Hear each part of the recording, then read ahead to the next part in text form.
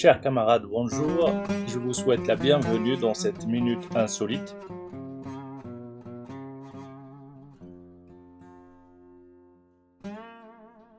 Aujourd'hui, j'aimerais vous parler de quelques erreurs mathématiques qu'on trouve dans le Coran.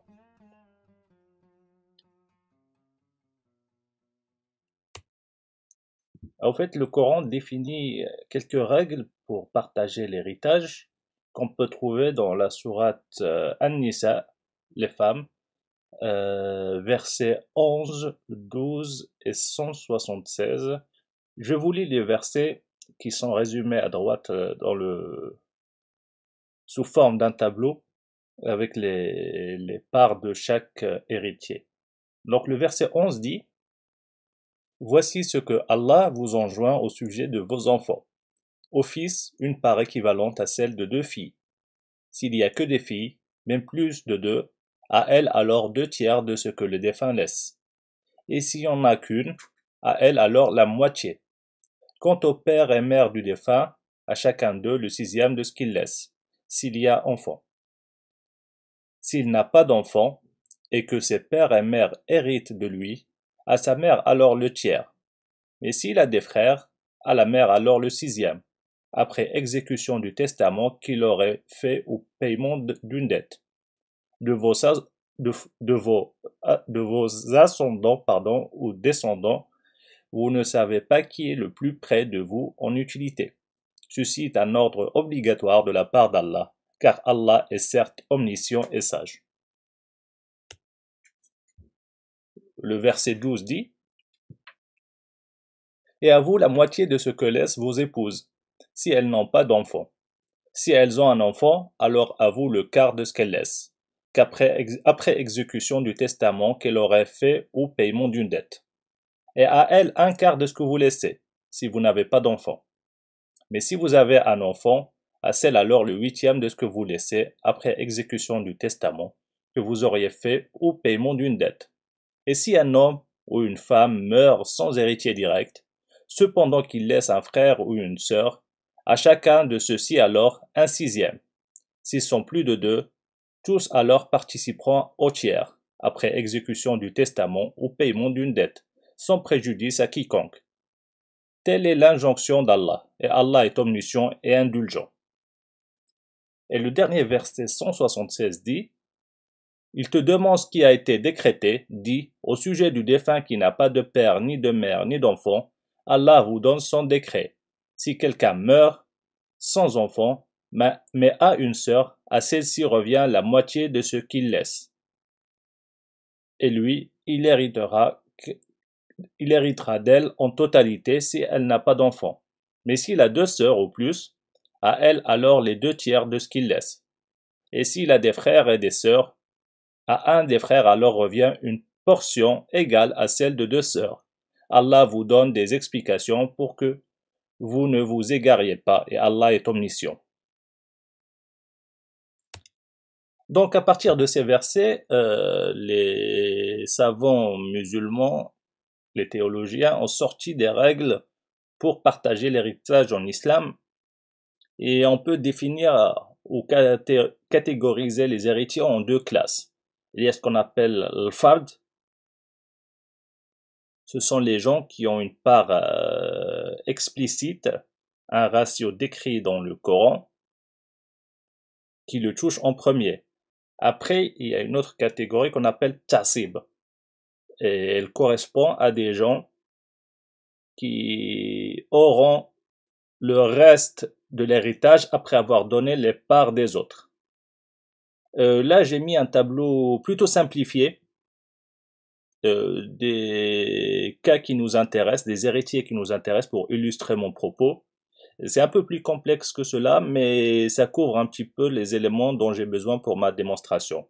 Donc, à partir des livres du fiqh, de la jurisprudence islamique, nous avons l'époux qui hérite d'un demi de l'héritage s'il n'a pas d'enfant, ou un quart s'il y a des enfants. C'est-à-dire si son épouse décède, il prendra soit la moitié s'il n'y a pas d'enfants, soit le quart s'il y a des enfants.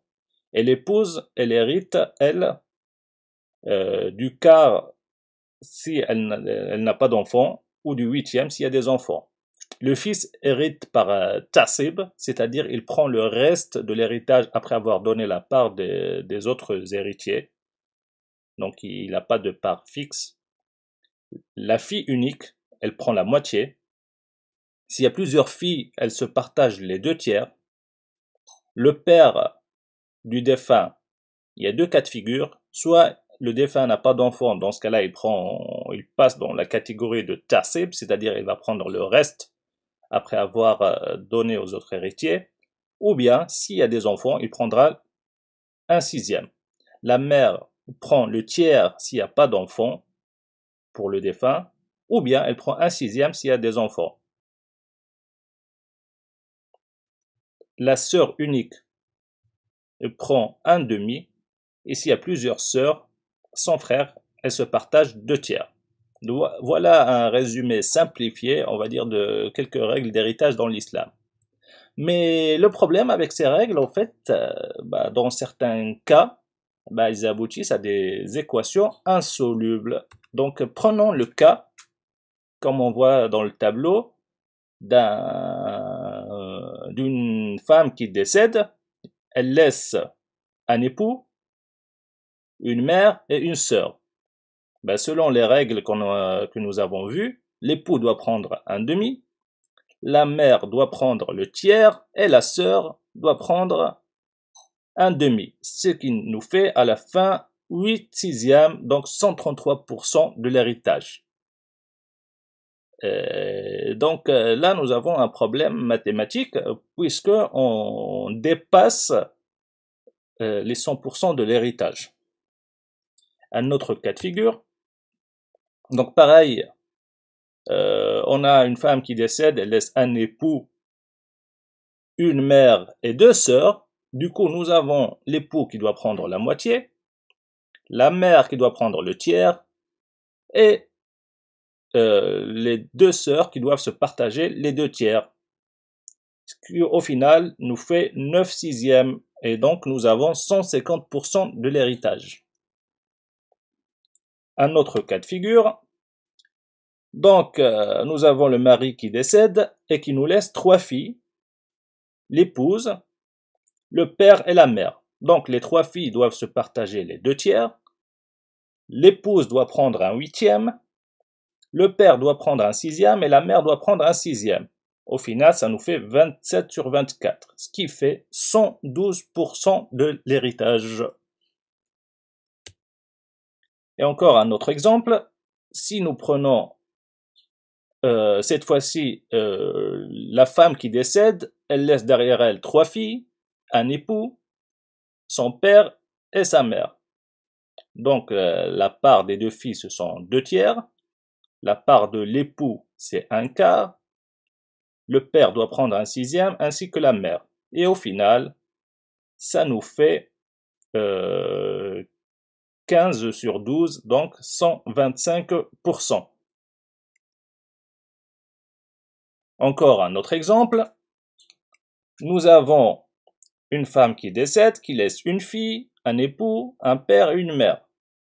Donc pareil, quand on fait les calculs, ça nous donne 13 douzièmes, ce qui fait 108%. Donc tout cela, en fait, donne des équations insolubles, et bien les musulmans les ont bien résolues, ou du moins ils ont corrigé ces parts proposées dans le Coran, ce qui revient à dire ils ont corrigé le Coran en baissant la part de chacun. En gros, ça s'est produit durant l'époque du deuxième calife Omar ibn al-Khattab, et pour remédier à cela, il a proposé de baisser la part de chacun, comme ça tous les héritiers reçoivent, on va dire, quelque chose. Et il y a un des compagnons qui n'était pas d'accord avec lui, qui s'appelle Ibn Abbas. Lui, il a proposé une autre démarche, c'était de donner ce qui était décrit dans le Coran, dans l'ordre, jusqu'à épuisement de l'héritage, et tant pis pour les derniers. En gros, on allait avoir quelques personnes lésées qui sont apparues dans le Coran à la fin des versets qui parlent d'héritage. Et ceux qui étaient abordés au début de ces versets-là allaient recevoir leur part en totalité. Bon, enfin bref, le propos n'est pas là, c'est-à-dire comment corriger cette erreur ou ces erreurs mathématiques, mais la vraie question, comment se fait-il que nous avons des erreurs mathématiques dans un livre prétendu écrit par le Dieu? Donc les questions qui s'imposent, Dieu peut-il faire des erreurs mathématiques et proposer des équations insolubles? Dieu est-il incapable de trouver des ratios d'héritage compatibles avec tous les cas de figure? Et au final, tout cela nous amène à la question fatidique, le Coran est-il humain ou divin? Donc comme peut-être certains le savent, dans les doctrines islamiques au moins sunnites, le Coran est écrit par le Dieu et protégé par ce dernier. Mais fatalement, quand on analyse son contenu, on tombe sur des erreurs mathématiques qui ne peuvent être qu'humaines. Comment se fait-il que le Dieu qui a créé l'univers, créé la Terre, les étoiles, la galaxie, la Voie lactée,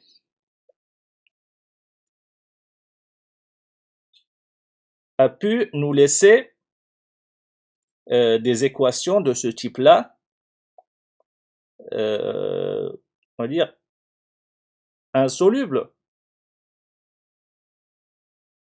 Lui, le sage et l'omniscient, théoriquement, il est capable de trouver des ratios opérationnels, fonctionnels, compatibles avec tous les cas de figure d'héritage.